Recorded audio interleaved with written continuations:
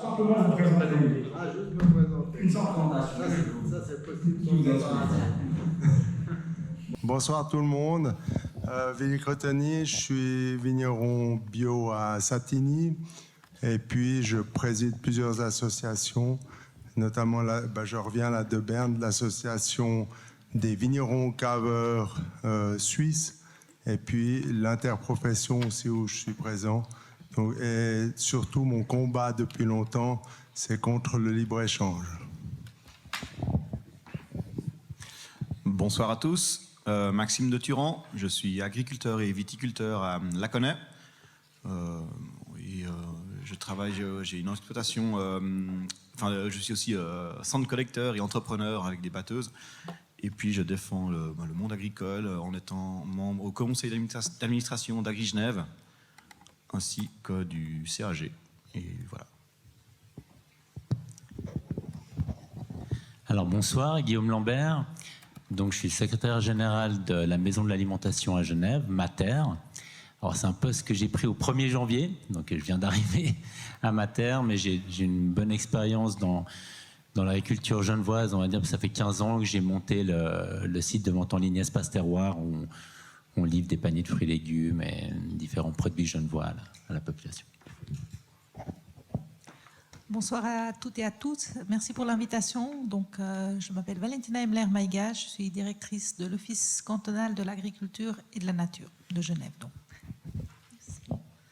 Bonsoir, mesdames et messieurs. Je suis Franziska Eren et je suis de l'initiative pour une alimentation sûre. Bonsoir, Sabine Bali. Moi, je suis là ce soir pour traduire les mots de Franziska Eren. Par ailleurs, je travaille en tant que coordinatrice pour la filière alimentaire des vergers à Meyrin. Merci à tous pour votre engagement, votre présence et vos présentations. On peut dès lors passer directement à la présentation de la dite initiative et je vous laisse donc la place. Donc, je vais présenter moi. Est-ce que je peux juste avoir la... Je transmets les paroles de Franziska Eren. Merci de votre invitation. C'est un plaisir de pouvoir vous présenter l'initiative pour une alimentation sûre ce soir à Genève. Notre approvisionnement en denrées alimentaires dépend à 50% de l'étranger. Si les importations font défaut, la sécurité de l'approvisionnement de la population suisse n'est pas garantie. Le corona, les extrêmes climatiques, les différentes guerres, toutes ces situations de crise nous montrent que les importations peuvent très rapidement venir à manquer. L'Angleterre a fait l'expérience l'année dernière de la rapidité avec laquelle les importations peuvent être interrompues. Cela montre l'importance d'un approvisionnement élevé en denrées alimentaires nationales. Aujourd'hui, la Suisse importe 67% de ses aliments d'origine végétale. Le fait que notre approvisionnement en denrées alimentaires dépende à 50% de l'étranger n'est pas dû à un manque de terres agricoles, comme le montre une étude de la Confédération. Cette dépendance s'explique au contraire par le fait que 60% de nos terres arables sont consacrées à la culture fourragère. Cette culture fourragère est en concurrence directe avec l'alimentation humaine. Si nous utilisons les terres cultivables pour produire des aliments tels que des légumineuses, des céréales, plutôt que du fourrage, cela permettrait de produire beaucoup plus de calories par hectare et d'augmenter ainsi notre taux d'autosuffisance. Contrairement aux terres arables, les prairies et pâturages de Suisse se prêtent à la production de viande et de lait. La production et la consommation de denrées alimentaires d'origine animale sont aujourd'hui fortement orientées et soutenues par la Confédération. Donc là, on voit sur ce graphique 82% de nos subventions vont aujourd'hui à la production de la consommation d'aliments d'origine animale et seulement 18% à la production d'aliments d'origine végétale. 82-18. Si vous retenez une chose... Non, ça va encore continuer. La Confédération soutient la vente d'aliments d'origine animale à hauteur de 40 millions de francs et la vente d'aliments d'origine végétale à hauteur de 4 millions. Il y a beaucoup de chiffres, mais c'est vraiment pour vous expliquer toute l'argumentation de cette initiative. Avec la production alimentaire actuelle, ce n'est pas seulement la Suisse qui se dirige vers une crise alimentaire, mais le monde entier. 80% des surfaces agricoles mondiales sont utilisées pour la production d'aliments d'origine animale, mais cela ne couvre que 11% de la consommation mondiale de calories. 80%, 11%. Une alimentation sûre dépend non seulement de plus d'aliments d'origine végétale, mais aussi de sols fertiles. Donc c'est un deuxième volet de l'argumentation, on arrive à la question de la biodiversité. Une alimentation sûre dépend aussi de la biodiversité. Une biodiversité élevée permet à l'agriculture d'augmenter ses rendements tout en remplaçant les pesticides et les engrais et en garantissant une eau potable propre. Aujourd'hui, en utilisant beaucoup de pesticides et d'engrais, nous détruisons la biodiversité et la qualité des sols et donc notre sécurité alimentaire. Les semences et plants pour la production de denrées alimentaires sont une base essentielle de notre sécurité alimentaire. Et pourtant, les semences et les plants nécessaires à l'agriculture suisse sont en grande partie importés. Il s'agit de plus en plus souvent de variétés hybrides non reproductibles qui doivent être achetées chaque année. La sécurité alimentaire implique également la nécessité de garantir une quantité suffisante d'eau potable propre. Les canicules, les sécheresses et le manque d'eau qui augmentent en raison du changement climatique nous montrent que même dans le château d'eau qu'est l'Europe, l'eau potable et l'eau pour la production de denrées alimentaires peuvent devenir rares. Ni la Confédération ni les cantons ne savent combien d'eau est consommée et de combien d'eau la Suisse dispose. Les glaciers fondent de plus en plus. Après avoir perdu 6% de leur volume en 2022, les glaciers suisses ont encore fondu de 4% en 2023, le deuxième plus grand recul depuis le début des mesures. Le manque de pluie et de neige entraîne des conflits d'utilisation entre l'agriculture et l'approvisionnement en eau potable. Mais ce qui est normal pour les transports et l'énergie manque aujourd'hui pour notre approvisionnement en eau potable. Nulle trace d'une quelconque stratégie fédérale à ce sujet. C'est ce qui a été dit tout à l'heure, ni la Confédération ni les cantons ne savent combien d'eau est consommée, ni de combien d'eau la Suisse dispose. Il n'y a pas de stratégie à ce sujet. Les fermetures de captage d'eau potable en raison de taux de nitrate et de pesticides trop élevés menacent l'approvisionnement en eau potable de la population suisse. Cela est dû à la négligence de la protection des eaux. L'initiative pour une alimentation sûre complète l'article 104A sur la sécurité alimentaire. Donc on voit là en rouge les ajouts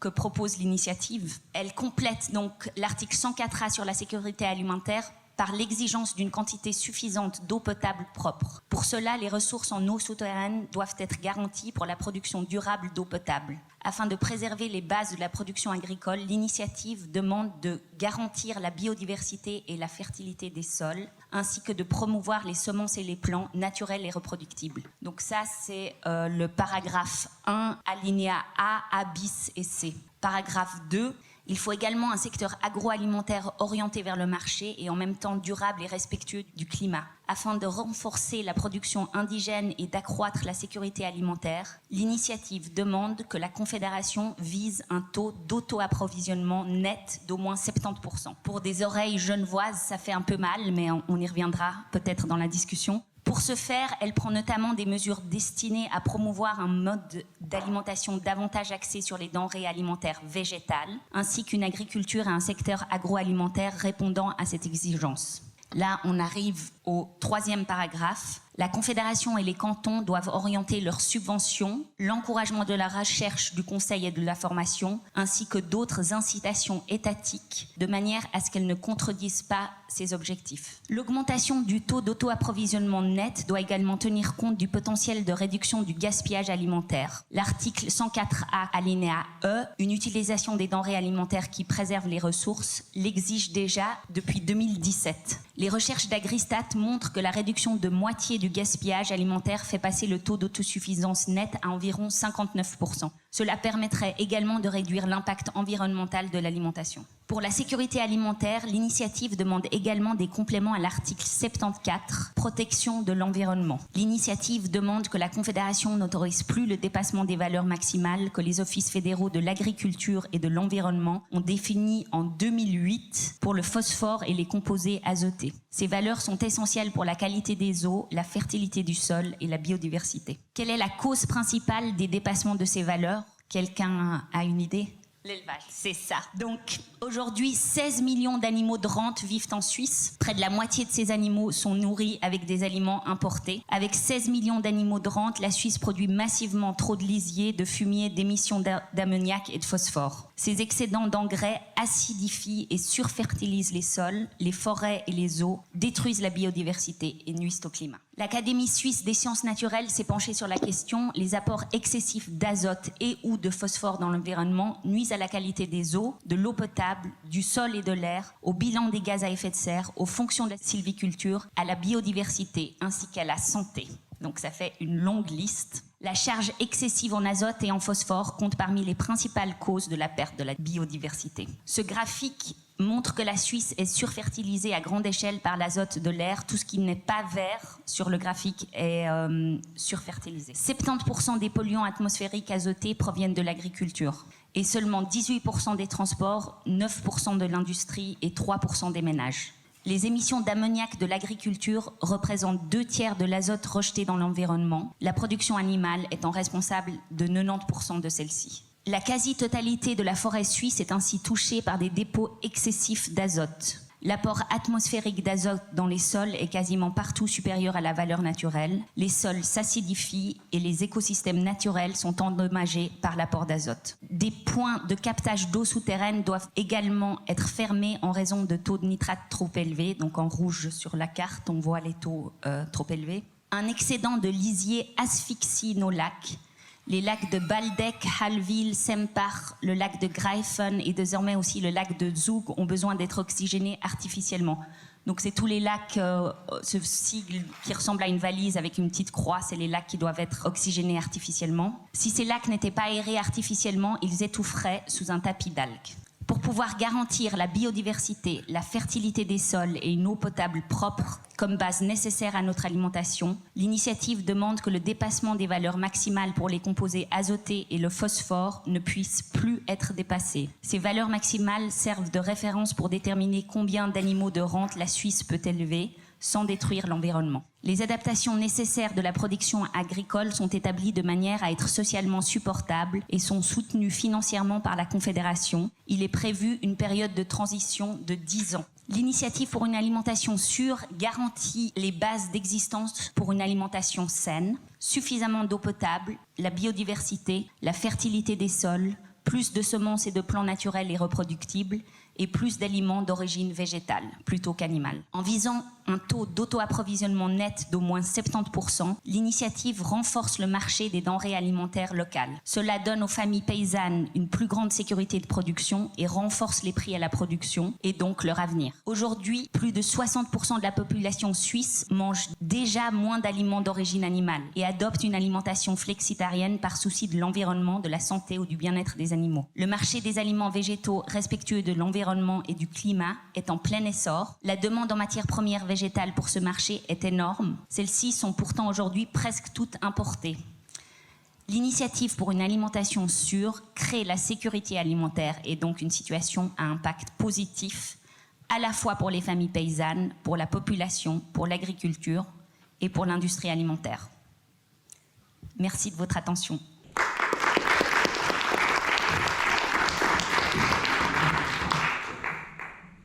Merci beaucoup pour votre présentation et pour le lancement de ce débat.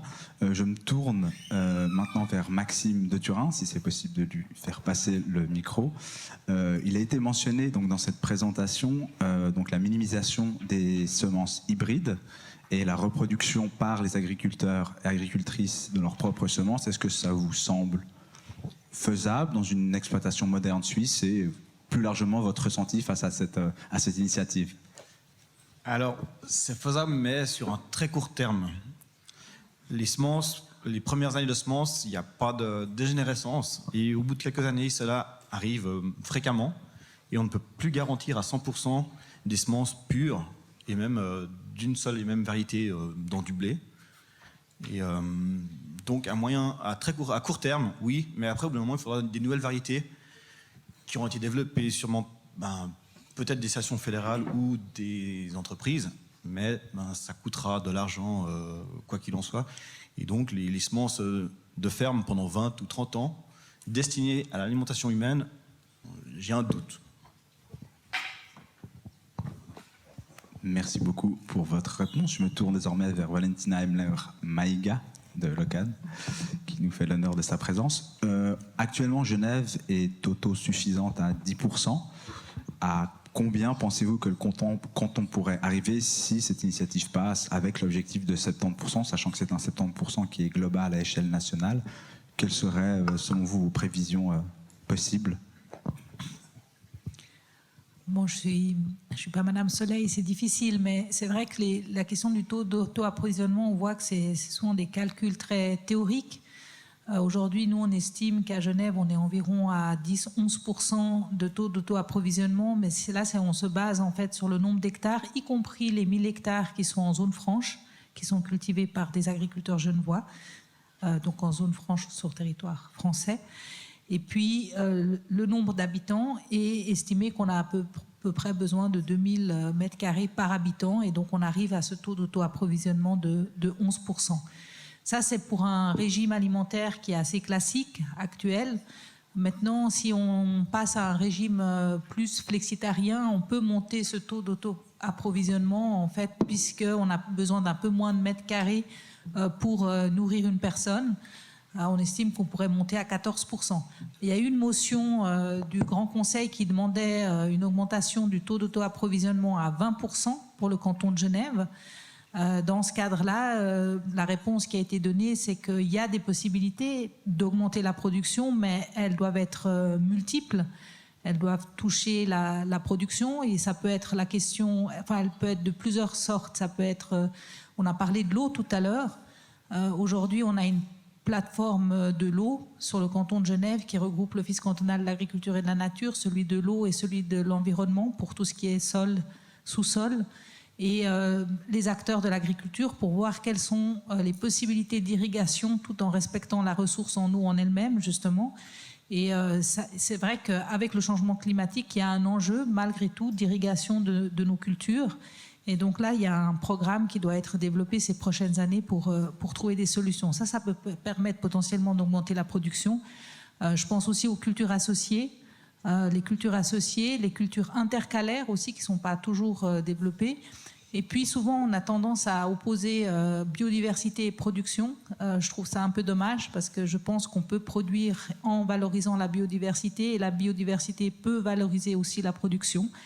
On a peut-être eu tendance avec la politique agricole de séparer les deux choses, mais on a par exemple un programme de recherche qui est soutenu par la Confédération qui s'appelle l'Oxygène, c'est valoriser les auxiliaires pour combattre certains ravageurs des cultures. L'exemple du colza, c'est une culture, c'est la culture à Genève pour laquelle on utilise encore des insecticides.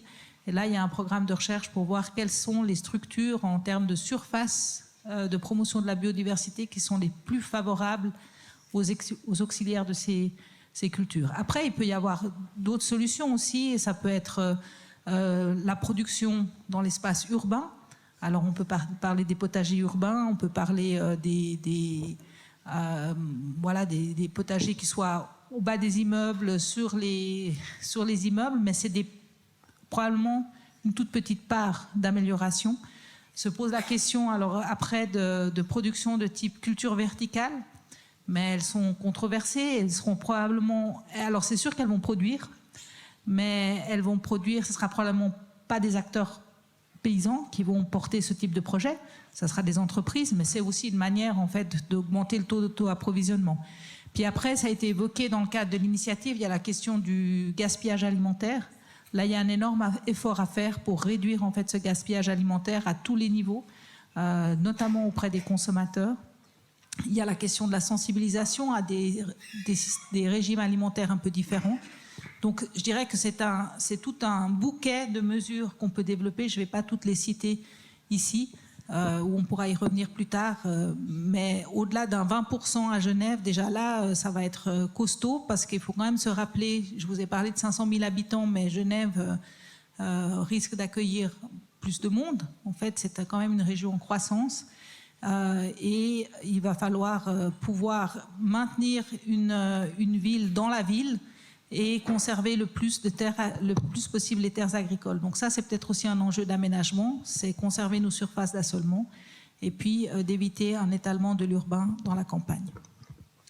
Merci beaucoup pour votre réponse. Je me permets de rebondir sur votre dernière solution en demandant à Guillaume Lambert de Mater ce qu'il pense, lui, des solutions concrètes qu'on pourrait effectuer pour atténuer le gaspillage et favoriser une approche plus durable de la consommation alimentaire et bien évidemment plus généralement ce que vous avez pensé des interventions qui ont été faites jusqu'ici. Alors pour atténuer le gaspillage et c'est vrai une approche plus durable, je pense déjà il faudrait favoriser justement la cuisine maison, les circuits courts, enfin une alimentation saine, déjà que les gens se réapproprient peut-être un peu leur alimentation. Et je pense que la base vraiment c'est déjà que les personnes reprennent pas de plaisir à cuisiner, d'acheter des produits locaux, de les travailler parce que justement il y a toujours aussi l'aspect du prix. Je pense que ça coûte pas forcément cher si on cuisine.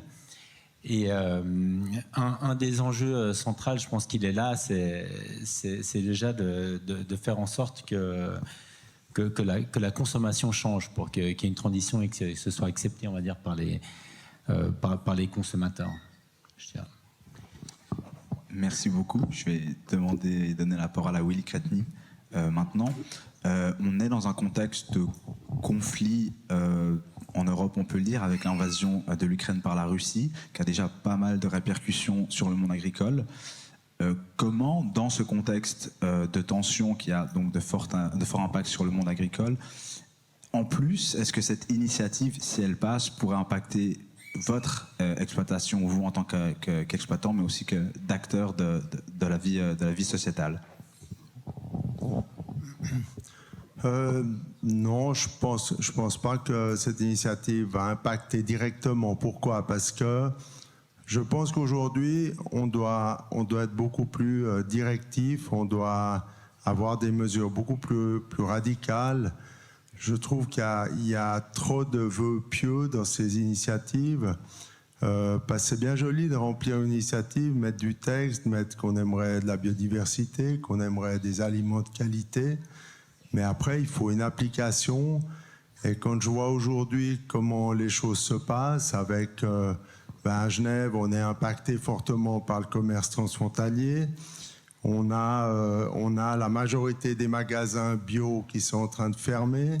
Nous, on livre à beaucoup de magasins bio, pas seulement à Genève, mais en Suisse. Et les uns après les autres sont en difficulté ou ferment. Il y a les changements de consommation aussi qui viennent d'être abordés. Moi, j'ai une fille et un fils qui sont dans la trentaine et ils me disent, mais la majorité de nos amis, ils cuisinent plus à la maison.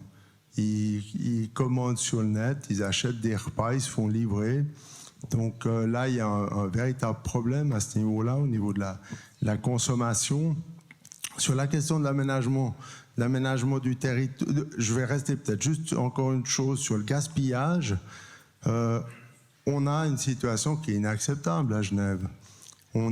Si on prend Genève et le tour de Genève, on a un nombre de magasins, des surfaces commerciales énormes qui restent pleines avec les étalages pleins jusqu'à la fermeture.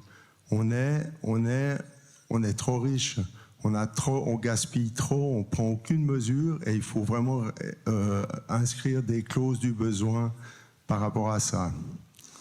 Donc la question par rapport à est-ce que l'initiative peut aider par rapport à la crise qu'il y a au niveau mondial, moi je pense pas qu'il y a les textes qui permettent, il y a des volontés là-dedans de changer certaines choses, mais il faut vraiment qu'il y ait une politique différente au niveau mondial sur la question de la reconnaissance des droits de chaque peuple, de la reconnaissance des projets, des choix de chaque peuple. Aujourd'hui, je reviens de l'interprofession à Berne, où en fait on se dirige de plus en plus vers une reprise automatique des articles européens, donc sans pouvoir décider. Et moi, je suis clairement pour une politique de non-alignement qui repose sur un respect des choix de chaque population. Et je dirais qu'aujourd'hui, c'est un des énormes problèmes, c'est le respect des choix de chaque population. Et là, on parle de choix dans l'initiative, mais je pense qu'on n'y met pas les articles qui permettent que ces choix soient respectés. Et pour moi, la question d'une initiative, c'est pas simplement tout ce qu'il emballe, mais c'est qu'est-ce qu'on marque dans le texte pour que ce qu'on aimerait, l'image qu'on aimerait plus tard, elle se réalise.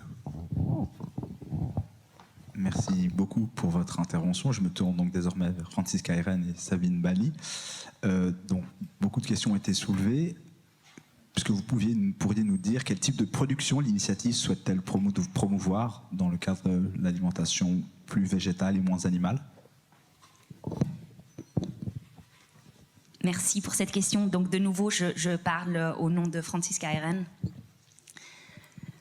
De manière générale, plus de cultures protéiques, mais aussi des céréales et des légumes, ainsi que de l'agroforesterie pour plus de noix, de fruits et de baies.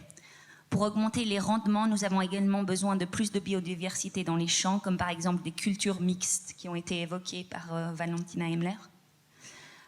Celles-ci demandent bien moins, voire remplacent les pesticides et les engrais. Agroscope écrit à ce sujet de manière pertinente: la technique de culture associée consiste à cultiver sur une même parcelle différentes espèces végétales afin de bénéficier de leurs interactions. Ces bénéfices peuvent s'exprimer au niveau de la nutrition des plantes, de la lutte contre les mauvaises herbes, les maladies ou les ravageurs, et avoir un effet positif sur le rendement. Agroscope conduit différents essais dans ce domaine, aussi ancien que l'agriculture elle-même. Merci beaucoup pour votre réponse. Je redonne encore une fois la parole à Maxime de Thurins. Comment pensez-vous, est-ce que vous pensez que c'est possible de concilier une viabilité économique avec une augmentation de l'autosuffisance comme le propose cette initiative, toujours dans le contexte de la promotion de la biodiversité, la conservation des sols? Alors, si c'est viable de vendre nos produits à un prix suisse, c'est pas à moi qu'il faut répondre. Ce serait, est-ce que le consommateur est prêt à le mettre? Est-ce que les magasins sont prêts à acheter du blé 100% suisse uniquement à hauteur de 70% et plus? Après, si on me dit que d'un coup le prix du blé va redoubler et revenir au même prix qu'il y a 30 ans, oui, on serait, ou même un peu plus que maintenant. Il y a 30 ans, c'était 1 franc le kilo, maintenant on est à 60 centimes. Si on me dit qu'on te redouble ton prix du blé, oui, on pourra faire des efforts. Actuellement, on nous paye juste assez pour survivre, on va dire. Puis tant pis pour le paysan, enfin, produisez, puis on vous rachète gentiment votre marchandise. Mais on ne nous donne pas assez de moyens pour sauver nos sols et pour faire justement la biodiversité à Genève. On est pas mal, on est déjà peut-être à 30%, c'est peut-être pas assez, c'est peut-être trop selon certains. Mais on ne pourra pas satisfaire tout le monde. D'un côté, les gens qui veulent manger local, et d'autres, les gens qui veulent préserver les sols. Parce que moi, où je travaille, sur mes hectares, 1/4, c'est des gravières remblayées. Donc tous les bâtiments, les routes qu'on a construits à Genève, on a creusé la terre végétale, on a pris le gravier, puis on a remis tout plein de débris. À l'époque, il y a 50 ans, je n'étais pas né, mais ils mettaient des fûts d'huile entiers dedans, et puis après ils ont bouché les trous. Et puis on me demande de produire des bonnes denrées là-dessus. Enfin, c'est compliqué. Le sol, il est complètement pété, j'ai envie de dire. Et puis il y a des gouilles partout. Et puis on ne peut pas faire des miracles avec un sol comme ça. Merci beaucoup pour votre réponse. Je demande donc à Madame Hemmler-Maiger, représentante de Local, ce que vous pensez qu'il serait possible de faire pour aider un peu plus les agriculteurs et agricultrices dans ce contexte-là. Et si c'est un changement aussi de durabilité pour les systèmes agricoles qu'il faudrait faire, faut-il promouvoir le bio, l'agriculture régénérative, ou est-ce que c'est d'autres manières de produire qu'il faudrait envisager pour réussir à pérenniser notre production? Peut-être pour rebondir aussi sur ce que Maxime Déturant a dit, je pense que l'agriculture, elle est pas attentiste. Il y a quand même beaucoup de choses qui se passent, qu'il y ait des paiements directs ou pas. Il y a beaucoup d'évolutions dans les pratiques agricoles, les techniques agricoles ou les modes de production. On voit que, par exemple, à Genève, le bio a beaucoup augmenté. On a aussi un énorme développement de l'agriculture de conservation. Et là, il n'y a pas une recette miracle, j'aimerais dire, parce que ceux qui font l'agriculture de conservation, plusieurs ne font pas le bio. Il y en a maintenant qui essayent de mixer les deux. C'est pas toujours facile, d'après ce que j'ai entendu, parce que quand on fait de l'agriculture de conservation, c'est certes, on arrive petit à petit et ça prend du temps, d'où l'importance aussi du temps d'adaptation. Il parlait de la difficulté des sols dans certaines régions à Genève. On arrive à améliorer ces sols avec l'agriculture de conservation.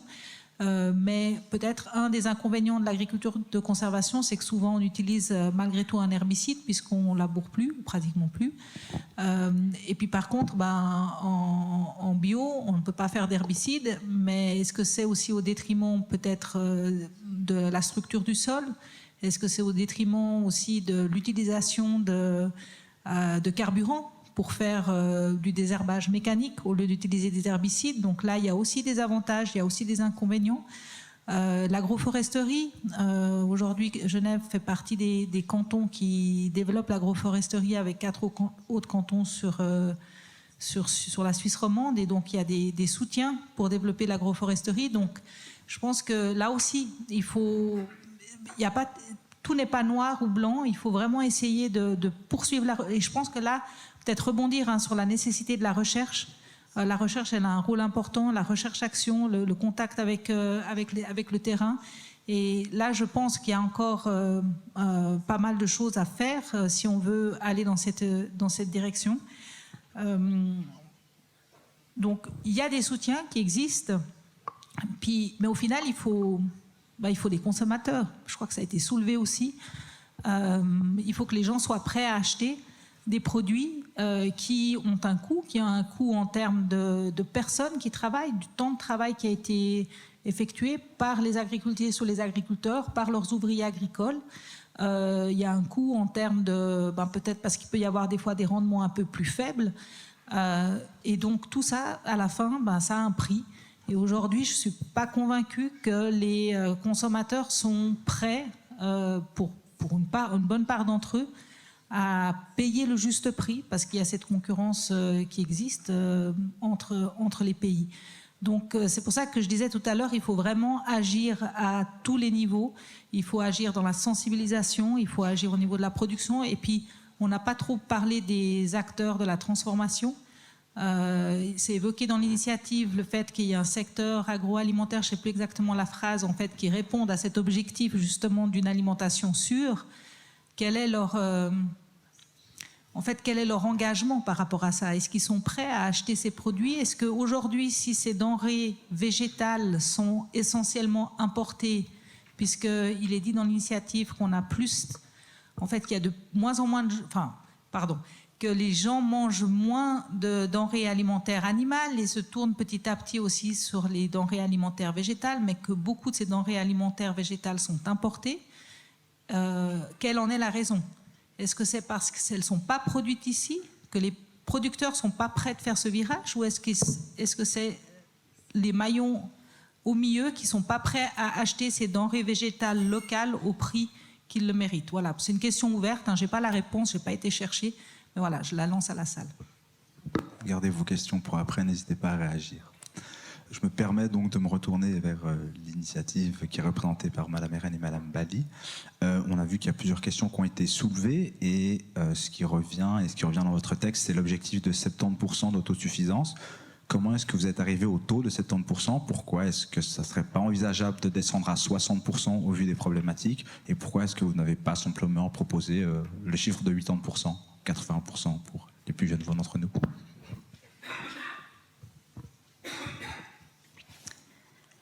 La Confédération montre qu'un taux de 100% est possible, d'après une étude Agroscope. Rien qu'en réduisant le gaspillage alimentaire, on pourrait déjà atteindre 59% de taux d'autosuffisance, comme on l'a vu dans la présentation tout à l'heure. Viser 70% est donc un peu la voie de la modération. La culture d'aliments végétaux au lieu d'aliments pour animaux sur 60% de nos terres arables peut produire jusqu'à 10 fois plus de calories par hectare, voire plus. Pour produire 1 calorie de viande de porc comestible, il faut 15 calories de fourrage concentré. Selon les calculs de l'USP, les 60% de terres arables que nous utilisons aujourd'hui pour le fourrage pourraient servir à cultiver des céréales panifiables pour 40 millions de personnes. Le potentiel est donc énorme et la culture d'aliments pour animaux sur des terres arables constitue une concurrence directe à l'alimentation humaine. En revanche, nos prairies sont adaptées à la production de viande et de lait basée sur les herbages. Viser un taux d'autosuffisance nette de 70% est modéré et réalisable, ou réaliste. Parfait, merci beaucoup. Je me tourne à nouveau vers Guillaume Lambert de Mater, acteur incontournable de la scène alimentaire genevoise. Est-ce que vous aimeriez rebondir sur ce qui a été dit? Est-ce que vous aimeriez nous faire part de vos remarques? Et est-ce que vous pourriez nous aiguiller sur le pourquoi Genève a un aussi faible taux d'autosuffisance? Alors je pense pour le taux d'autosuffisance, je rejoindrai ce qu'a dit Valentina par rapport au nombre de mètres carrés qu'il faut pour nourrir une population, puis le fait que le canton de Genève est quand même relativement petit, même si on compte la zone franche et la population assez grande.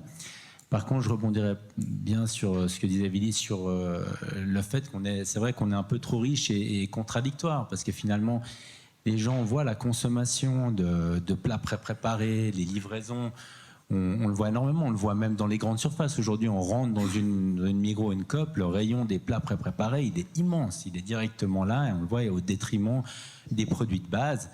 Et donc, l'idée du prix, elle est là. Effectivement, ça coûte de s'alimenter, ça peut coûter plus cher de s'alimenter bien, mais si on travaille des produits de base, ça coûtera forcément moins cher que si on prend des plats pré-préparés. Donc, il y a vraiment une contradiction là autour. Et je pense qu'il faut absolument promouvoir que les gens se réapproprient un peu leur alimentation, qu'ils recuisinent. Il faut vraiment aller encourager et sensibiliser aussi dans cette direction. Avec la maison de l'alimentation, c'est aussi pour aller là-dessus. Ensuite, je dirais, un des enjeux centraux avec ce type d'initiative aussi, c'est d'arriver à avoir le soutien des producteurs et des consommateurs. Parce que finalement, on n'arrivera pas à changer le système si les producteurs ne sont pas avec les mesures proposées. C'est quand même eux qui travaillent au jour le jour, qui ont leurs contraintes économiques à plein de niveaux, qu'on ne se rend pas forcément compte. Et c'est vraiment crucial qu'ils suivent ça. Et donc d'écouter aussi leurs problèmes face à ça. Je pense que ça, c'est vraiment un gros enjeu. Et pareillement, pour la consommation, c'est qu'aujourd'hui, est-ce que le public est réceptif à... oui, alors on peut produire plus de lentilles, plus d'aliments d'origine végétale, mais est-ce que les gens vont finalement les acheter? Est-ce qu'ils vont changer leur alimentation? Il faut absolument accompagner ça si on le fait, parce que sinon ça peut aussi être un bide total, dans le sens si les gens ne vont pas suivre cette production, ça ne fonctionnera pas. Et je pense donc l'enjeu, il est vraiment là aussi d'avoir le soutien à la fois des producteurs et des consommateurs si on veut aller dans une transition alimentaire, écologique, durable. Voilà. Merci beaucoup pour votre réponse. Willy Crétini, une réaction? J'aimerais juste dire que, en fait, on dit souvent en Suisse qu'on n'a pas de vraies ressources, mais en fait, la production agricole est une ressource, est peut-être la ressource la plus importante, puisque sans ressources agricoles, on ne mange pas et on meurt. Donc, si avant je disais qu'il fallait des mesures plus radicales, où on sort de simplement des mesures d'incitation, mais qu'on va vers des mesures qui forcent à, disons, qui contraignent, je veux dire, qui vont vers de la cohérence au niveau de entre production et consommation, eh bien, c'est l'OMC qui nous a fait abandonner une première mesure. C'est qu'auparavant, on avait une véritable gestion des ressources agricoles. C'est-à-dire qu'on avait des contingents d'importation qui étaient des contingents de volume. C'est-à-dire que si je prends l'exemple des patates, si on avait une production de 50 000 tonnes de patates en Suisse par année, puis qu'on avait une consommation de 150 000 tonnes, eh bien, on faisait un contingent d'importation de 100 000 tonnes, et puis ça couvrait les besoins. Seulement si la production locale, tout d'un coup, avait un accident à cause des maladies ou autre, et que la production n'atteigne pas l'objectif, eh bien, c'est le Parlement qui votait un contingent additionnel pour arriver à couvrir les besoins de la population. Et aujourd'hui, on doit absolument revenir dans une véritable gestion des ressources. L'OMC nous a fait abandonner, a obligé tout le monde à abandonner les contingents de volume pour des contingents tarifaires. Et tout le monde croit que grâce à ces contingents tarifaires, on continue à protéger la production agricole. Les contingents tarifaires, c'est un volume dans lequel on peut importer, jusqu'à concurrence de ce volume, on peut importer au tarif plancher. Ça veut dire que ces contingents tarifaires sont un véritable encouragement à importer. Donc là, il y a vraiment une nécessité de reconnaître la valeur de la production agricole et cette ressource. Dans la loi aujourd'hui, il existe encore certaines possibilités de protéger un petit peu la production locale, c'est d'attribuer les parts des contingents d'importation qui sont malheureusement tarifaires, mais qui, suivant le volume, pourraient jouer quand même un rôle, eh bien, c'est d'attribuer ces parts de contingents uniquement aux commerces qui travaillent avec les produits suisses. Et ça, c'est une mesure qu'on a essayé de faire repasser au Parlement il y a une année, qu'on n'a pas réussi à faire passer. Mais c'est une mesure extrêmement importante parce qu'aujourd'hui, les contingents sont simplement distribués en fonction du viennent ensuite. Donc, premier demandeur, premier servi. Et aujourd'hui, on peut dire que les productions agricoles ne sont plus protégées. Hein. J'ai pris l'exemple de la patate avant, mais je me rappelle qu'un collègue producteur de patates, je crois que c'était en 2011, m'avait dit « on a fait une superbe année ». Mais quand on était sur le marché, il y avait des pommes de terre d'Israël ou d'Égypte ou je ne sais pas quoi. Et puis, il y a une bonne part de la production de patates qui a fini comme produit fourrager pour nourrir le bétail, voire pour les composts. Donc, on doit vraiment revenir à des véritables mesures de gestion de la production agricole de manière à garantir qu'elle soit écoulée. Parce que c'est bien de faire des lentilles, de faire tous ces trucs-là, mais s'ils ne sont pas écoulés, ça n'a pas beaucoup de sens. L'autre mesure, l'intérêt d'avoir des mesures de protection, c'est aussi que la production locale, quand elle est à maturité, elle puisse être entièrement utilisée. Mais suivant la production qu'il y a, quand il y a une production un peu plus forte, eh bien souvent il y a ce qu'on appelle des surplus. Et qu'est-ce qu'on fait avec ces surplus? Bon, on les composte ou on fait des choses comme ça, alors qu'avant on avait toute une industrie de la conserve. Donc on conservait, on faisait de la conserve avec les produits. Et là aussi, ça rentre dans une véritable gestion de la ressource. Et aujourd'hui, on n'est plus capable de faire ça parce que ce qui nous intéresse, c'est le prix le plus bas et rien d'autre. Et là, je rejoins Maxime, c'est-à-dire s'il n'y a pas une reconnaissance de la production agricole avec un arrêt de ces accords de libre-échange, eh bien, je veux dire, on pourra inscrire tout ce qu'on veut, on pourra produire, mais ça sera à coût de subvention et ça ne sera pas sûr que ça sera consommé. Merci beaucoup pour votre intervention. Je me retourne encore une fois vers Sabine Bali et Franziska Heeren. On l'a vu, donc la question du marché, la question des filières est extrêmement importante et dans ce cadre-là, la consommation de viande est promue par votre initiative comme étant vue à la baisse. Quel impact aura donc cette diminution de consommation sur les producteurs et comment assurer la reconversion de ces producteurs de viande ? La conversion des consommateurs est déjà en cours, tandis que la politique ne réagit malheureusement toujours pas. Plus de 60% de la population suisse consomme aujourd'hui 6 moins d'aliments d'origine animale, par souci de l'environnement, de la protection des animaux et de la santé. Jusqu'à présent, l'agriculture suisse n'a guère exploité les opportunités du marché des aliments végétaux et des substituts de viande. Les matières premières végétales doivent aujourd'hui être importées presque sans exception, comme on l'a vu. Cela s'explique par le subventionnement intensif de la production animale qui rend la culture d'aliments pour animaux sur des terres arables plus attrayante que la culture de plantes. Il en résulte que 67% des aliments végétaux que nous consommons sont importés aujourd'hui. L'initiative aide les agriculteurs à prendre pied sur le marché des denrées alimentaires, végétales et à devenir plus compétitifs. Pour cela, l'initiative demande que les mauvaises incitations de la politique de subvention actuelle soient corrigées et optimisées, y compris en matière de formation, de conseil et de recherche. Il faut également introduire une protection à la frontière, comme par exemple pour les légumineuses, les noix, etc. En outre, l'objectif d'un taux d'auto-approvisionnement net de 70% donne aux agriculteurs une plus grande sécurité de production, ce qui aura également un effet positif sur les prix à la production. Merci beaucoup. Je redonne la parole à Willy Cretny. C'est ce que je reprochais avant, c'est que la protection à la frontière, elle n'est pas formulée dans l'initiative. Et aujourd'hui, si on veut faire quelque chose pour le climat, pour l'environnement, pour tout ça, moi je suis en bio depuis plus de 40 ans, il faut qu'on prenne des mesures contre ce libre marché. Si aujourd'hui on pollue comme on pollue l'environnement, si on consomme mal comme on consomme aujourd'hui, c'est parce qu'on ne veut pas du tout toucher à la question de l'économie.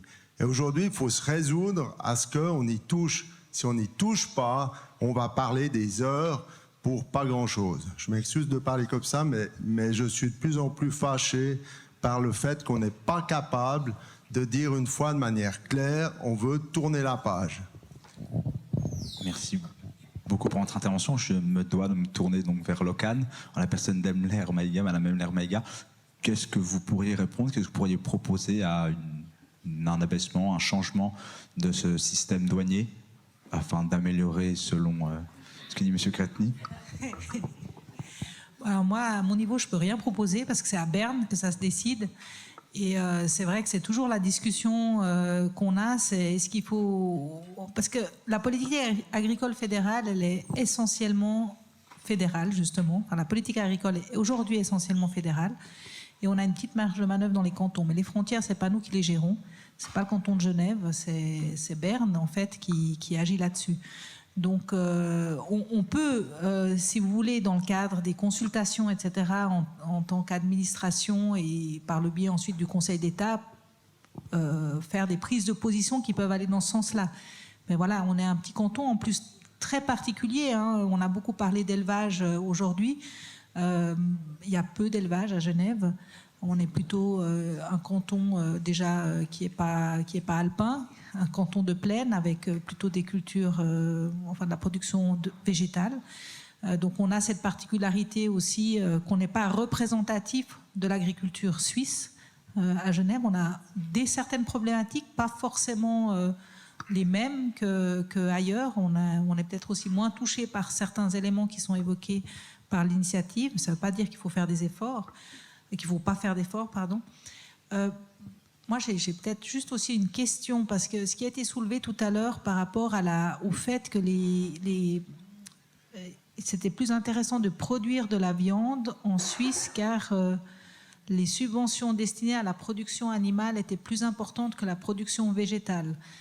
Alors, c'est peut-être une partie de l'explication, mais je pense qu'il y en a une autre aussi, et je reviens un peu sur ce que disait Willy Cretny tout à l'heure, c'est que le prix des céréales, il a baissé énormément avec l'ouverture des frontières, et qu'en fait, pour les producteurs de céréales, ils ont été mis en concurrence avec des céréales importées de différentes régions du monde et des protéines, et que pour finir, pour les éleveurs, c'est aussi ça qui a provoqué en fait l'importation toujours plus importante de cultures fourragères en Suisse pour le bétail.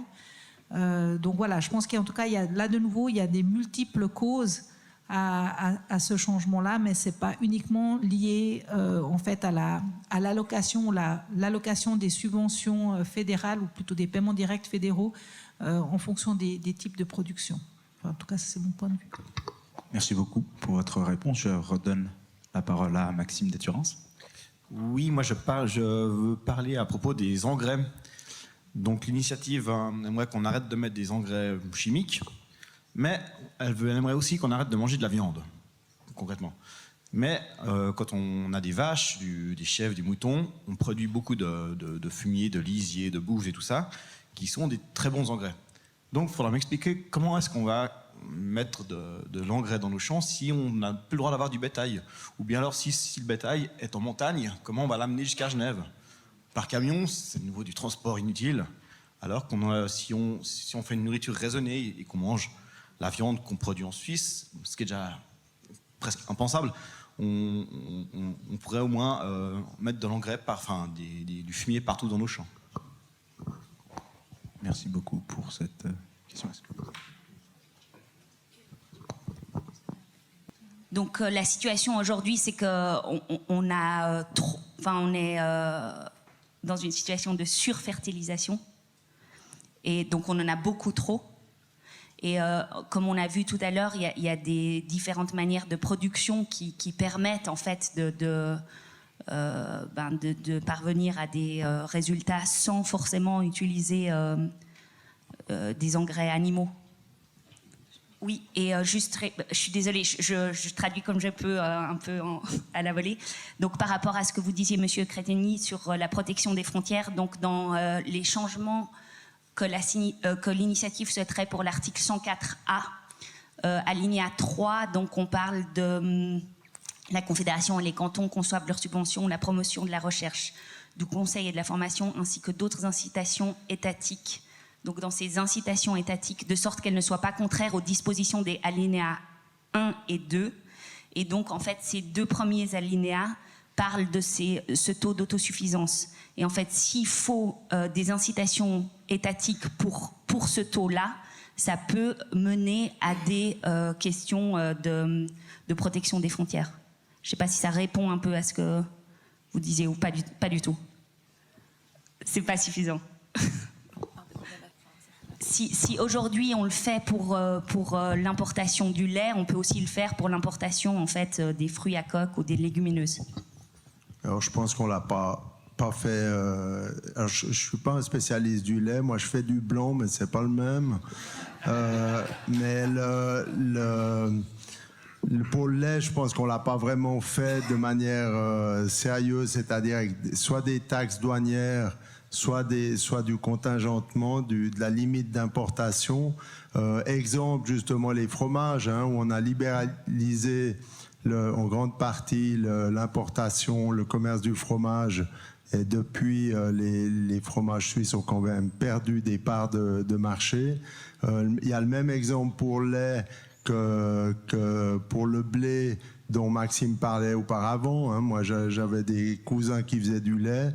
Ils étaient, dans les années 90, ils étaient à 1,10 franc le lait, et puis départ de la ferme, et puis aujourd'hui, ils sont à 60 centimes quand c'est bien. Après les bio, ils sont un tout petit peu plus hauts, mais je veux dire, il y a pas de protection douanière aujourd'hui. Il y a une chose aussi peut-être qui est importante à dire, c'est que cette question du libre-échange, elle touche pas que l'agriculture.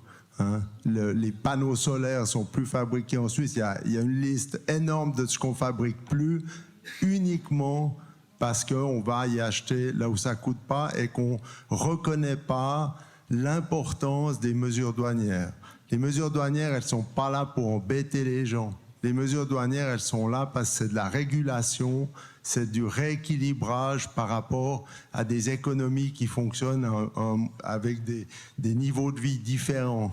Donc elles ont une légitimité, ces mesures. Si on veut pas ces mesures, on pourra pas s'en sortir. C'est pas possible. Il faut absolument des mesures pour protéger chaque économie, et c'est pour ça que je reviens sur cette politique de non-alignement que je propose, parce qu'aujourd'hui on est dans cette politique d'alignement où tous les pays devraient faire la même chose. On parle de biodiversité là, puis en fait sur l'autre plan, on est en train de tuer la diversité. Il faut que tous les pays soient exactement la même chose avec les mêmes normes. On a beaucoup travaillé en Suisse sur les normes quand même à un moment donné.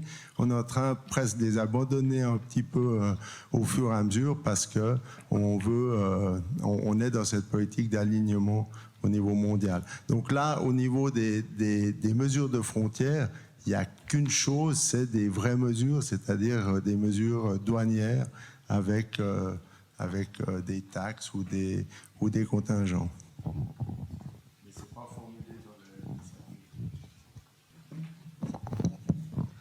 On n'est parfaitement dans les temps, puisque 19h10 devait sonner le glas des interventions. Je vous remercie encore, cher public, pour votre attention et les questions que vous allez pouvoir désormais nous poser. N'hésitez pas à lever la main, à nous faire signe. Un de mes camarades devrait vous passer votre micro et les panélistes se feront, je l'imagine et je l'espère, un plaisir de vous répondre.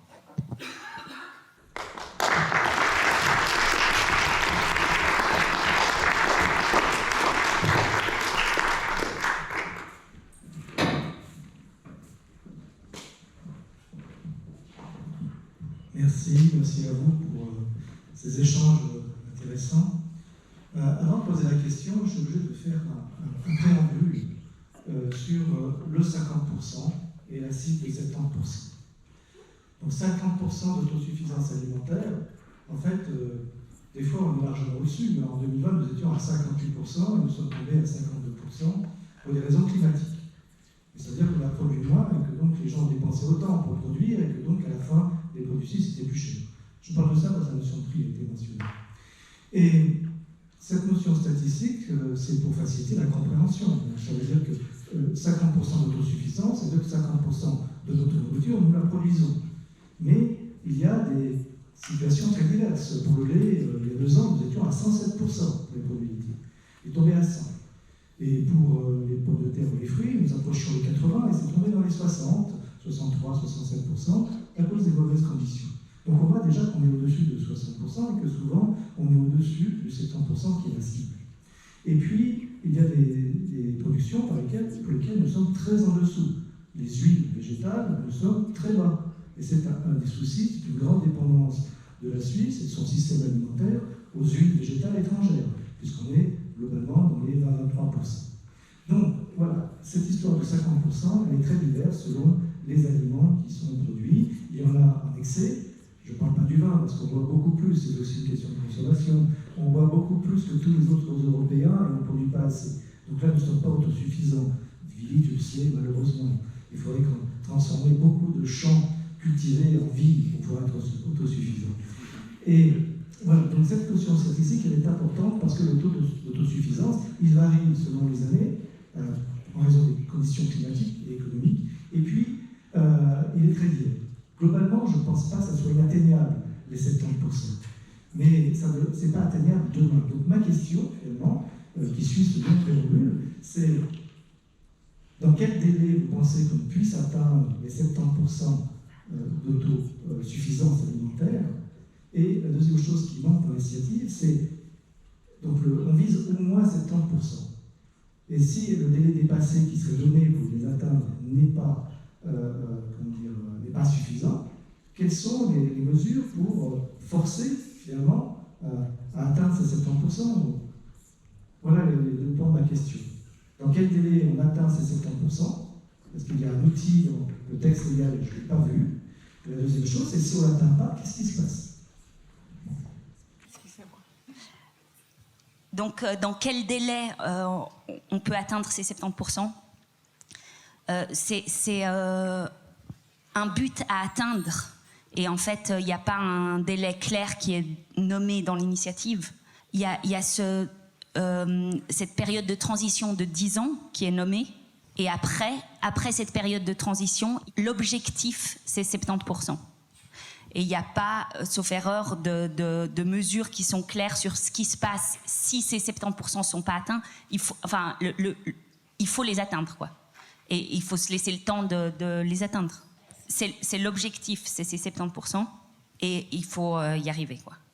Comme vous dites vous-même, effectivement, c'est très variable, ça dépend du temps qu'il fait pendant une année, mais si on n'a pas d'objectif, on peut parler de 20% en fait. Mais si on parle de 20%, ben, les paysannes et les paysans sont moins soutenus dans leur production. Une production indigène est toujours là pour renforcer en fait la production locale, quoi, suisse. Donc aujourd'hui, on importe par exemple les pois chiches, 1 kilo, 1 franc.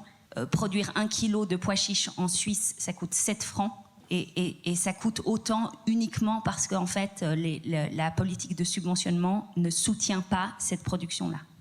si on veut augmenter le taux d'autosuffisance nette, on peut le faire qu'à travers une politique de subventionnement pour une production d'aliments plus végétaux. L'alimentation la plus sûre, c'est toujours celle qu'on produit nous-mêmes. C'est ça qui redonne en fait de la valeur aux paysannes et aux paysans, parce qu'ils sont là pour rendre possible cette sécurité. Merci pour cette réponse. Est-ce qu'il y a d'autres questions dans la salle? Et merci. Et je voulais savoir où en était l'initiative en nombre de voix. Est-ce que vous aviez des partis qui vous soutenaient? Enfin, qu'est-ce qu'il y avait où on en était sur l'initiative et qu'est-ce qu'il y avait autour de vous? Est-ce qu'il y a eu d'autres initiatives dans le passé? Parce que voilà, j'ai pas une bonne mémoire. Voilà. Merci. Donc il y a la moitié des signatures qui ont été déjà, qui sont déjà là. C'est 50 000 ou ouais. Plus de 50 000 dans les 6 derniers mois. Elle court jusqu'à fin décembre, la collecte de signatures. Les personnes qui soutiennent l'initiative, donc c'est l'Association pour une eau sûre, eau potable ProNatura, Greenpeace et des paysannes et des paysans. Franziska Heeren a déjà porté l'initiative pour une eau potable sûre et à ce moment, elle a joui de l'expérience qu'à partir du moment où on dépose le texte, les partis s'engagent. Mais déjà aujourd'hui, elle est en contact avec tous les partis. Par rapport à la collecte des signatures, la population suisse aujourd'hui s'inquiète d'une eau potable propre. Elle se pose la question de pourquoi on paye plus cher des aliments végétaux plutôt que d'origine animale. Et il y a vraiment un intérêt fort pour la question de la biodiversité. Merci pour cette réponse. Question suivante, s'il y en a. Parmi les solutions que vous avez évoquées par rapport à l'autosuffisance, il y avait le gaspillage, les prix, le libre-échange. Est-ce que tout ça, ce n'est pas des éléments qui dépendent plus de la consommation finalement? Dans le texte, j'ai l'impression qu'il y avait surtout des mesures qui concernaient la production et les producteurs. Est-ce que finalement l'initiative, elle ne se trompe pas de levier par rapport à l'autosuffisance, elle ne se trompe pas de cible? Donc l'initiative, elle cherche vraiment à orienter la politique de production vers une production de produits végétaux plus qu'animaux. Donc plus une question de production. Si on veut vraiment mettre en place un changement, il faut à la fois en fait s'adresser aux producteurs et à la fois aux consommateurs. Si pendant les 30 dernières années, on avait dépensé les 2,8 milliards pour la production animale, elle se demande en fait de quoi on parlerait aujourd'hui. Quel serait le sujet du débat ce soir? Merci pour votre réponse. Merci pour cette question. D'autres mains se lèvent, il me semble. Bonjour, j'avais une question pour vous, Monsieur Crettini. Selon vous, quelle serait la place des produits alimentaires suisses au niveau international? S'il y en a une, serait-ce possible de sortir un bénéfice pour les exploitations exportatrices et de les garder durablement, donc ces exploitations? Et sinon, s'il n'y a pas de place, parce qu'on ne peut pas imaginer un commerce national ouvert unilatéralement au commerce international, peut-on être 100% indépendant alimentairement en Suisse? Merci. Alors, la première chose qu'il faut dire, c'est que renoncer au libre-échange ne veut pas dire plus faire d'échanges. Hein, ça, c'est une chose qui est claire. Moi, je suis un défenseur du protectionnisme, mais le protectionnisme n'est pas une politique de non-échange. C'est une politique pour des échanges équitables. Si on veut faire une vraie politique équitable, on devrait reprendre toutes ces mesures protectionnistes, parce que justement, comme je l'ai dit auparavant, elles visent à protéger les choix, c'est-à-dire les normes qui sont les choix que chaque pays fait par rapport à la production, par rapport à la protection sanitaire et toutes ces choses-là, et puis à protéger la production locale. Maintenant, ça ne veut pas dire que cette production locale, elle ne peut pas s'exporter. Elle va s'exporter avec des prix qui sont suisses. Et puis, le pays qui réceptionne va pratiquer ses propres protections en fonction de sa production. Si on prend un exemple, c'est vrai qu'en Suisse, on n'a pas de raison de mettre une forte protection par rapport à l'importation de bananes. Parce que de toute façon, il faut encore du temps avant qu'on puisse produire des bananes en Suisse. Mais il y aura de toute façon une part, dans les taxes à l'importation, il y a une part fiscale et il y a une part de protection, si on a encore gardé une part de protection. Mais la part fiscale, elle est aussi importante parce que les produits importés vont utiliser les infrastructures locales. Mais c'est valable aussi pour les autres. Il faut aussi que les autres pays puissent aujourd'hui utiliser ces moyens-là. On sait aujourd'hui qu'en Afrique ou en Inde, il y a de la production locale qui n'arrive pas à être écoulée parce qu'il y a des produits qui arrivent subventionnés par d'autres pays où ils veulent écouler leur surplus. Et toute cette question-là des mesures de protection, elle vise à maintenir des prix à la production qui permettent ensuite d'exiger de la production le respect de l'environnement. Par exemple, on a parlé du nombre de vaches aujourd'hui, mais on a une densité, on a des élevages avec des fortes densités, mais c'est en partie lié au fait que les prix étant faibles, quand les prix sont faibles, il faut plus de volume pour qu'un domaine puisse s'en sortir. Donc, je ne sais pas si j'ai répondu à votre question, mais la question du prix, c'est important que ça soit le prix du pays dans lequel c'est produit. On a un problème avec l'OMC aujourd'hui, parce que c'est des questions dont on discute, là, c'est des questions de concurrence aussi, et dans les règles de l'OMC, il n'est pas inscrit la distorsion de concurrence. J'ai parlé avant du commerce transfrontalier, ça pose un problème de distorsion de concurrence puisque les vendeuses, par exemple, dans les magasins ici, sont payées beaucoup plus que les vendeuses en France. La production qui est vendue dans les magasins en France, si elle est produite en France, elle est produite à des prix bien inférieurs puisque les employés agricoles sont payés beaucoup moins qu'en Suisse. Donc ça, c'est la distorsion de concurrence. Elle n'est pas inscrite dans les règles de l'OMC. Ce qui est inscrit, c'est la concurrence déloyale. Mais ils reconnaissent un cas de concurrence déloyale quand ils estiment que la concurrence déloyale est exercée quand un produit sort de son pays de production à un prix inférieur du prix de production dans le pays. Par exemple, un produit chinois, s'il sort de Chine à un prix inférieur du coût de production en Suisse, il pourrait être attaqué pour concurrence déloyale. On pourrait estimer qu'il y a réalisation de la concurrence déloyale. Mais en fait, le problème de la concurrence déloyale, c'est dans le pays où il va, c'est pas du pays dont il sort. Donc, c'est toutes des règles qui ont été faites, surtout pour pas qu'il y ait une vraie concurrence, une concurrence normale. Aujourd'hui, on est dans de la concurrence déloyale, dans de la distorsion de concurrence pratiquement à tous les niveaux à cause de ça.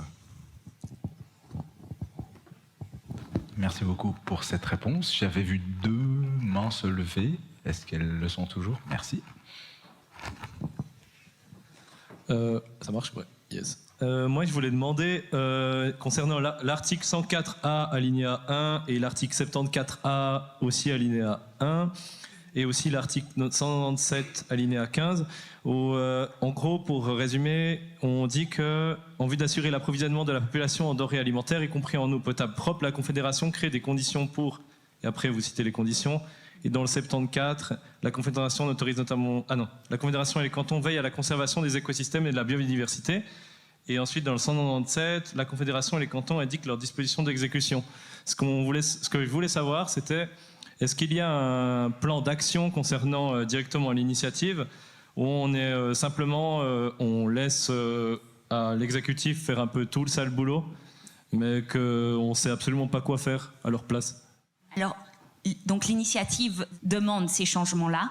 Si l'initiative est acceptée, effectivement, il y a ce travail qui commence de la mise en place. L'argumentation qui vous a été présentée tout à l'heure, c'est ce qu'on utilise pour vraiment présenter ce que l'initiative veut mettre en place.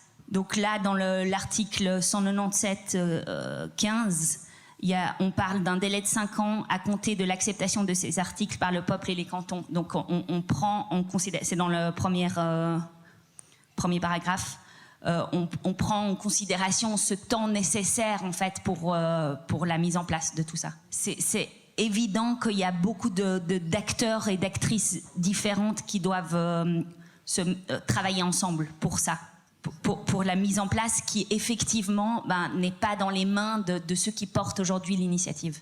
Ils y réfléchissent, mais ce n'est pas eux qui peuvent, après, l'exécuter.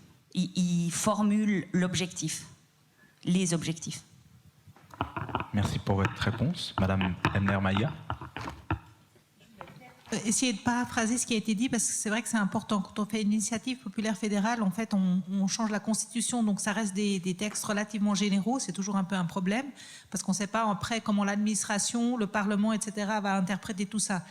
Donc dans les initiatives, ce qui est justement important, c'est aussi de l'argumentaire, en plus du texte d'initiative, parce que normalement, dans l'argumentaire, les initiants, ils ont dû préciser quel est l'esprit des initiants là derrière. Qu'est-ce qu'ils attendaient en fait de ces modifications? Et puis ensuite, va préparer des projets de loi qui vont passer par le Parlement, etc. Et puis ici, donc pour autant que l'initiative soit acceptée par le peuple. Et puis, de là sortira des projets de loi fédéraux, des différents domaines qui ont été évoqués, agriculture, environnement. Et puis ensuite, les cantons vont faire l'adaptation des lois et règlements au niveau cantonal sur la base des modifications qui ont été faites au niveau fédéral. Voilà, peut-être pour expliquer. Merci pour votre réponse. D'autres questions de la part du public? Oui, merci. J'avais une question pour les porteurs de l'initiative concernant les engrais de ferme qui ont été soulevés.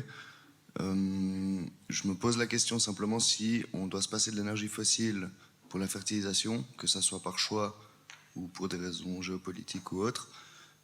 Est-ce qu'il y a eu un calcul du nombre d'UGB, du nombre de bovins nécessaires à la fertilisation de nos cultures, des cultures végétales que vous proposez, entre autres? Donc chaque année, chaque ferme doit remplir des formulaires. Donc on devrait être au courant de quel est ce chiffre. Mais le problème, c'est que les émissions d'ammoniac ne sont pas prises en compte dans ces calculs. C'est pour ça qu'aujourd'hui en Suisse, il y a un taux de dépassement de près de 70% par rapport aux valeurs maximales. Donc c'est aussi un des points que défend l'initiative de respecter le seuil de ces valeurs maximales.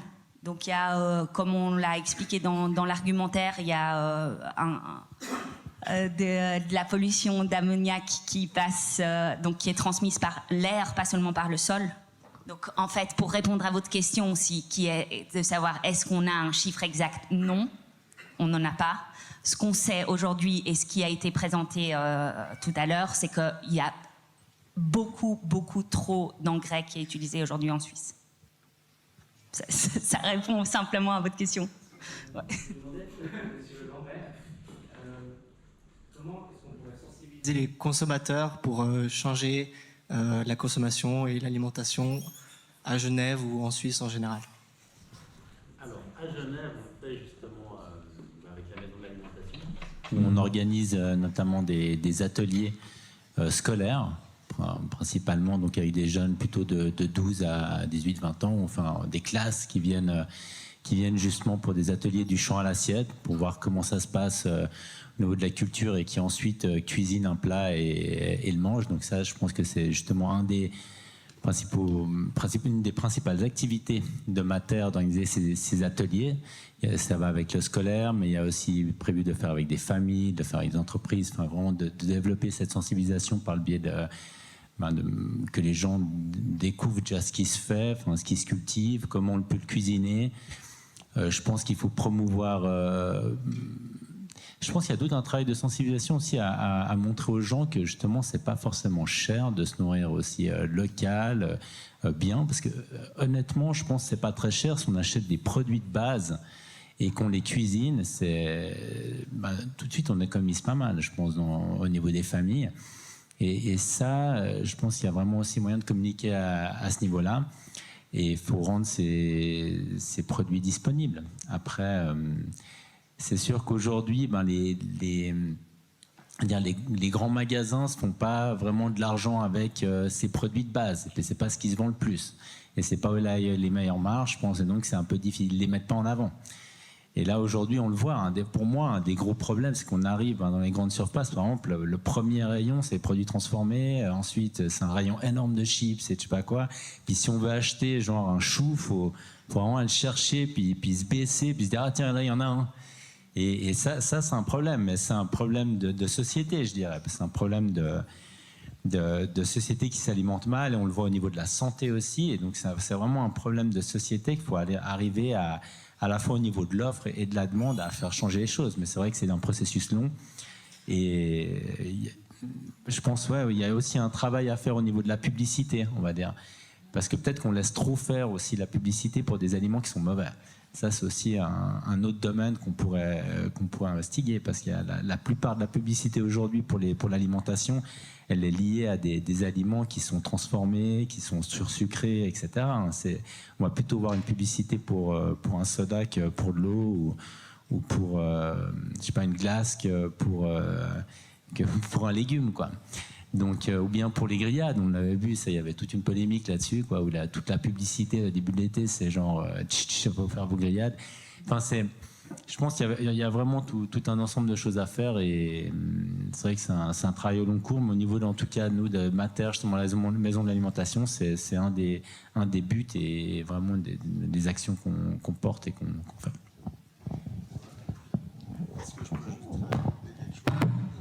Ouais. Non, je veux juste rajouter une chose par rapport aux mesures dont je vous parlais avant. C'est-à-dire qu'il y a un intérêt, on dit toujours qu'il y a un intérêt à protéger la santé des citoyens. Moi, j'aime mieux parler des citoyens que des consommateurs. Mais il y a on dit qu'il y a une volonté de protéger la santé des consommateurs. Mais en fait, on ne prend pas de mesures parce qu'on met n'importe quoi dans les magasins, on laisse complètement libre ce qu'on met dans les magasins, alors qu'on est capable, pour énormément de choses, de prendre des décisions. Là, à Genève, il y a beaucoup de grosses voitures. Puis la majorité de nos villages, maintenant, ils sont à 30 à l'heure. Donc, on est capable de prendre des décisions. On ne dit pas, on ne laisse pas, on est allé trop loin dans la liberté de choix individuel. Aujourd'hui, vous pouvez acheter une tomate, choisir entre une tomate ramassée par des esclaves en Espagne ou une tomate suisse où on a respecté des normes. C'est quelque chose qu'on doit abandonner. Donc on doit revenir avec des choix de société, des choix. En Suisse, on a une démocratie où il y a des parlements, où il y a tout ce système qui permet de prendre des décisions. Osons mettre des mesures qui protègent le citoyen en garantissant qu'on peut aller faire les courses sans lunettes. Aujourd'hui, c'est la galère de faire les courses. Parce qu'il faut lire des tout petits machins, puis c'est écrit de plus en plus petit. Moi, je rêve d'une Suisse où je peux aller faire mes courses en me disant tout ce que j'achète, ça respecte l'environnement, ça respecte la santé, puis ça respecte nos choix. Mais peut-être qu'il faut faire un texte là-dessus. Pour cette intervention. Juste ajouter quelque chose, excusez-moi, par rapport à la question sur Mater. En fait, Guillaume Lambert a évoqué le fait qu'ils avaient pas mal axé leur sensibilisation sur les jeunes du cycle secondaire 1. Et c'est hyper important. Je ne sais pas si vous avez remarqué, vous êtes jeune, vous êtes en HES. À l'école primaire, il y a des restaurants scolaires. Au post-obligatoire, il y a des restaurants scolaires et au cycle, au moment où les jeunes ils sont en pleine adolescence, etc., en fait, il n'y a plus rien. Enfin, il y a des micro-ondes, mais il n'y a pas de restaurant scolaire. Et ça, je trouve que c'est une espèce de no man's land dans l'accompagnement des jeunes. Au moment où ils se forment, justement, ils font leurs choix alimentaires. Et je trouve très dommage qu'au niveau des cycles d'orientation, il n'y ait pas des vraies cantines scolaires où on peut proposer des menus équilibrés, etc. Ça n'empêche pas d'aller manger de temps en temps ailleurs, mais ça, pour moi, c'est un vrai manque. Prochaine et je pense dernière question. Oui. Moi j'avais une question sur le fait qu'on parlait des subventions, Donc si on imaginait qu'il y avait par exemple 2,8 milliards qu'on aurait investi dans le végétal, mais est-ce que le végétal, on parle du coup que de la grande culture qui va aller subventionner des champs de blé, des champs de maïs, de colza, ça sera du coup de l'alimentation, mais pour le bovin ou d'autres animaux. Et donc au final, on n'est même pas dans l'autosuffisance alimentaire, on va subventionner des grandes cultures et ça va forcément nous nourrir. Parce que, je parle du cas, je suis français, et en France, c'est exactement le cas. On subventionne un moment, mais c'est que la grande culture, et ça nourrit pas la population. Donc elles iront, cette subvention. Est-ce qu'on dit, du coup il y a marqué, denrées alimentaires végétales, mais pour qui? Donc c'est 2,8 milliards. Donc de ces 2,8 milliards dont il est question, il y a 2,3 milliards qui vont directement dans la production de denrées végétales animales et seulement 0,3 dans la production végétale. 60%, c'est ce qu'on a vu dans l'argumentaire, donc 60% des terres arables en Suisse sont utilisées aujourd'hui pour des cultures fourragères. Si sur ces 60%, on produit plus de production végétale pour la consommation humaine, on atteint un taux de jusqu'à 15 fois plus de denrées végétales pour l'alimentation humaine. Donc ces chiffres-là, ils prennent en compte toutes les productions en Suisse, donc autant les toutes petites surfaces que les très grandes surfaces. Voilà. Ça répond à votre question ? Partiellement. Partiellement. Mais non, c'est vraiment de se dire que si on veut vraiment alimenter, il faut vraiment aider le petit producteur, celui qui fait du maraîchage, celui qui est en bio, celui qui va vraiment aider la population. C'est pas forcément je vais mettre de l'argent pour aller faire du végétal, mais ça va toujours subventionner l'animal au final et on va toujours pas répondre au problème de l'alimentation. Le premier. Mais voilà, Dans le changement qui est décrit et souhaité par les porteurs de l'initiative, il y a vraiment toute la production qui est prise en compte, donc aussi le petit maraîcher ou la petite maraîchère. C'est pas exclusivement les grandes productions.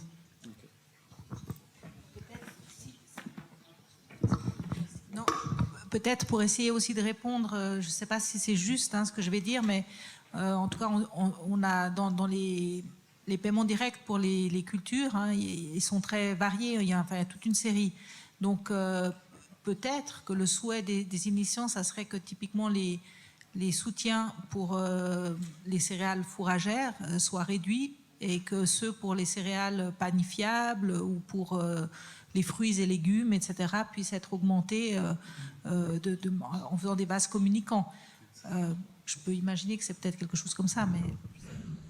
Oui, on va y revenir. Je pense qu'on va s'arrêter là, mais et on peut en discuter peut-être autour d'un verre. Merci à tous. Juste avant de clore cette séance, je remercie encore une fois Franziska Aeren et Sabine Badi de leur présence et d'avoir éclairé nos lanternes. Guillaume Lambert, secrétaire général de l'association Mater, Maxime Déturins, viticulteur et agriculteur, Valentina Heimler-Maiga, directrice de Local, et Willy Créteny, viticulteur et acteur majeur de la scène genevoise. Je vous remercie aussi, cher public, de votre patience et de votre participation. La salle se ferme, n'est pas le débat. N'hésitez pas à discuter, à parler, à vous tirer dans les pattes lors des agapes qui se trouvent en haut des escaliers. Merci à tous et à tout de suite.